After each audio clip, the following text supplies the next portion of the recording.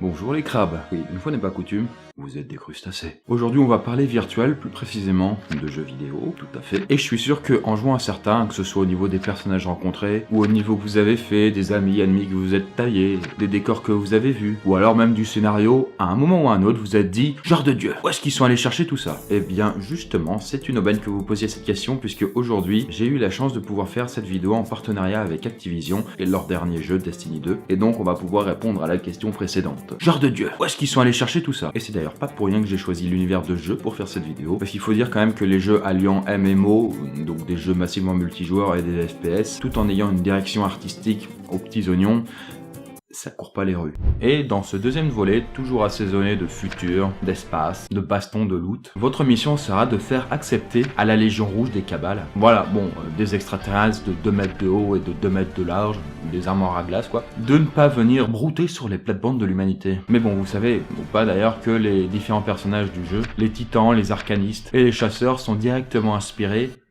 du Moyen-Âge. Et oui, puisque à l'origine, comme le jeu était censé se dérouler dans un univers médiéval, le schéma traditionnel, guerrier, mage, voleur, a été reproduit et adapté à un univers plus spatial. Ainsi, les titans ont gardé de leurs ancêtres chevaliers leurs grosses armures bien épaisses, leur puissance ainsi que l'aspect protecteur. Les arcanistes ont sur leurs épaules de longs manteaux de mage et maîtrisent les arcanes. Oui, tout à fait, oui, c'était compliqué à deviner. Et quant aux chasseurs munis d'arcs de couteau, je vous la fais pas, hein, on aura saisi l'inspiration.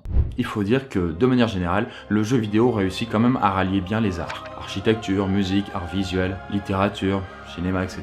Et de mon point de vue, la somme de tous ces arts réunis ne fait pas une sorte de chose hybride dégueulasse, mais justement un art nouveau qui tôt ou tard finira par être accepté par le grand public et considéré à sa juste valeur. En même temps, c'est pas pour rien que cette industrie est la plus rentable au monde et qu'elle dépasse maintenant de loin celle du cinéma. Et justement, il y a moyen d'apprendre des petites choses intéressantes si on se penche un petit peu sur le sujet, ce qu'on va faire à travers cette vidéo. Et donc aujourd'hui, à l'aide de l'univers de Destiny 2, on va aller voir où est-ce qu'ils sont allés chercher tout ça. C'est parti.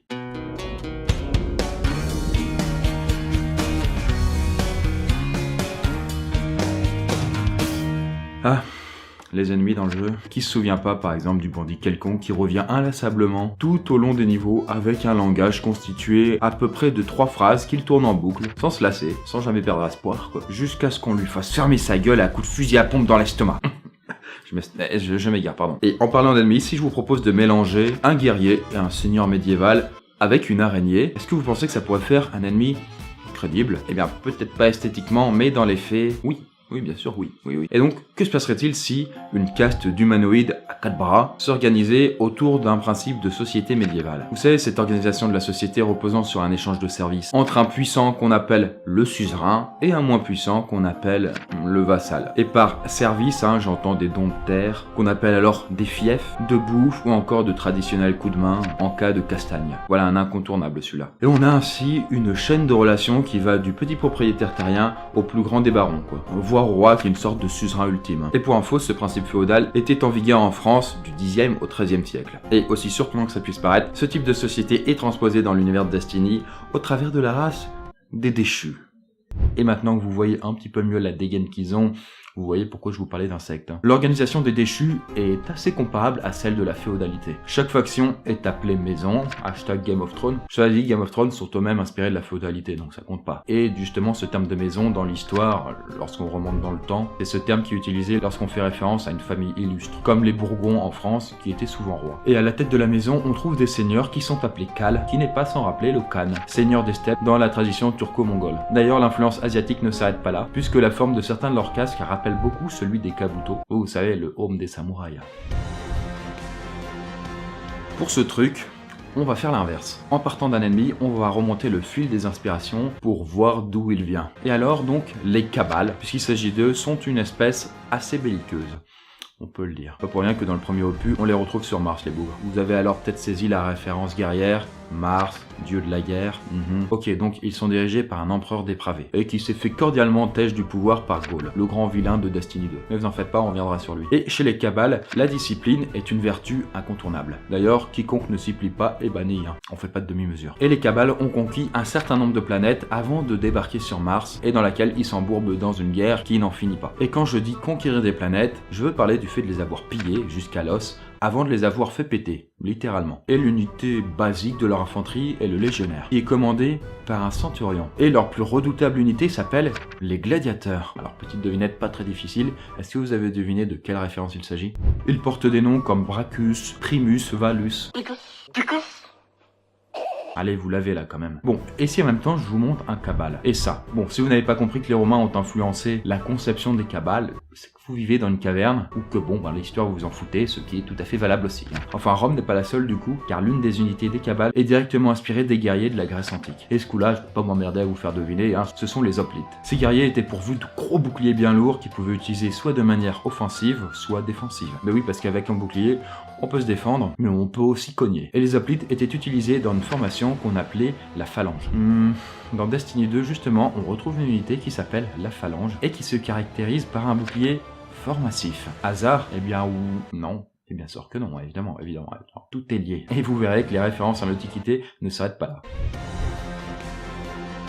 Alors il n'y a pas à dire, un héros charismatique c'est bien, mais un méchant charismatique c'est quand même mieux. Ce moment où après en avoir bien chié, on peut lui péter les dents, en toute cordialité bien sûr, c'est quand même agréable. Et l'avantage avec les personnages c'est qu'on peut faire appel à tout un ribambelle de sources d'inspiration. L'histoire bien sûr, mais la mythologie, la littérature, aussi le cinéma, la pop culture. Maintenant, rappelez-vous, prenez connaissance de Ghaul, le grand vilain de Destiny 2. Eh bien de son côté, c'est une synthèse assez évocatrice de toutes les sources d'inspiration que je viens de vous citer. Et pourquoi ? Eh bien, je vais vous le dire. Premièrement, le design des personnages. Regardez ses mains, elles vous font pas penser à des gantelets d'armure, et la cape rouge peut encore faire, elle, penser à l'armée romaine, qui aimait bien le rouge, car à Rome, lors du triomphe, la fiesta durant laquelle on célébrait une grande victoire militaire, eh bien le général victorieux avait le droit de porter une cape rouge qu'on nommait la toga picta. C'était un petit peu comme son insigne à lui, quoi, sa médaille. Et donc, cette cape, chez eux, était le symbole même de la victoire. C'est cool. Imaginez lorsqu'un candidat au présidentiel, juste après sa victoire, se mettait à porter sa cape rouge et comme ça se balader dans tout Paris, wow, j'ai gagné, excellent.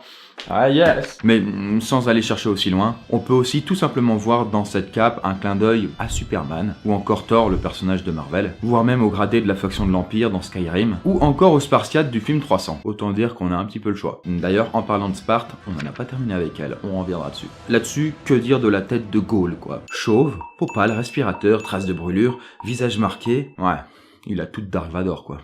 On en revient un petit peu à Sparte quand on s'intéresse à la vie de Ghaul, car le personnage a eu une enfance difficile. Un peu comme moi, j'ai un cœur sensible, mais je vais pas vous embêter avec mes problèmes. Revenons à notre petit Ghaul. Bon, déjà, Ghaul est albinos, il part avec un malus, le pauvre. Puisque les albinos, chez les cabales, c'est pas très bien vu, voire même pas du tout. Et pas de peau pour lui, il est pas très costaud en plus. Du coup, tout bêtement, on l'abandonne en partant du principe qu'il est déjà mort. Et c'était exactement la coutume des Spartiates. Je vous l'avais dit, l'Antiquité c'est pas terminé. Et on pourrait continuer encore longtemps le parallèle avec ce personnage. Par exemple, il est recueilli par un noble, un consul qui s'occupe de son éducation. Et il y aurait pas une petite similitude avec l'histoire de Moïse là-dedans? Et Ghaul se fait même remarquer par l'empereur comme gladiateur. Bref, vous l'aurez compris, les influences sont plutôt multiples pour ce petit personnage sympathique. Mais assez parlé des méchants, faut pas abuser non plus, ils sont quand même là pour prendre des roustes. Vous vous souvenez au début, je vous ai dit que la saga Destiny était censée se passer au Moyen-Âge à l'origine. C'est pas le cas, faites un effort, je vais pas me répéter. Et outre ces trois classes d'origine archétypale qu'il a conservé de ses racines médiévales, il reste aussi un autre attribut moyenâgeux à Destiny. Une épée bien sûr, puisque oui, dans Destiny, il est possible de se la jouer à l'ancienne, et de trancher les ennemis comme un plat de saucisse. Du coup, parlons un petit peu des épées. Ne cherchez pas n'importe quelle épée, petite ou grande, est toujours constituée des mêmes choses. Des mêmes éléments qui, dans leur forme, peuvent varier à l'infini. Et commençons donc par la base, par le pommeau. Il est situé à l'extrémité opposée de la lame, juste ici. Et c'est un élément qui n'est pas simplement là pour faire joli, car son poids est un élément déterminant pour équilibrer le poids général de l'épée. Et il vient juste au-dessus du pommeau, ce qu'on appelle communément la poignée. Mais le nom savant s'appelle la fusée. Ah oui, c'est un peu plus technique. Bref, c'est par là qu'on attrape la bête. Et juste au-dessus, c'est la garde, élément hautement essentiel puisque c'est elle qui protège vos petites mimines contre les coups de lame. Elle peut avoir plusieurs formes, une rondelle par exemple, comme celle des katanas, mais la forme la plus classique est celle qui comporte deux protubérances de fer qui vont de part et d'autre de la lame. Et on appelle ça l'équillon. Tiens, qu'est-ce qu'on en apprend aujourd'hui? Vient ensuite la lame, et donc notre lame peut avoir beaucoup de formes différentes. Pour les plus curieux, par exemple, sachez sachez que on peut trouver des lames triangulaires, mais pour éviter de passer des heures là-dessus, on va s'attarder juste sur les lames classiques à 2 fils. Voilà, 2 parties tranchantes, si on veut parler de manière un peu moins style. Et d'ailleurs, à ce propos, les 2 premiers tiers de la lame sont appelés le fort, alors que le dernier tiers est étonnamment appelé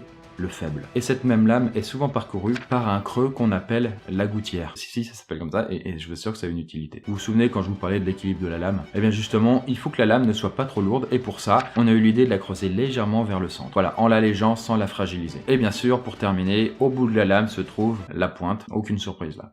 Alors les petits crabes, vous voyez quand même qu'il y a des choses à dire sur les jeux, des choses intéressantes, où on parle pas forcément constamment du jeu. Que ce soit la direction artistique, les personnages, les armes proposées, puisque un jeu vidéo pioche ses influences dans des références diverses et variées, et parfois diamétralement opposées. Et c'est ce qui fait la force, à mon avis, d'un jeu vidéo. Prendre le meilleur d'une flopée d'œuvres, les mélanger ensemble comme dans une grosse soupe, et ajouter le sel qui va les rendre uniques, le gameplay, qui fait toute la saveur du jeu vidéo donc. Bref, merci d'avoir vu cette vidéo, et moi je vous dis à bientôt bien sûr les petits crabes. Ciao.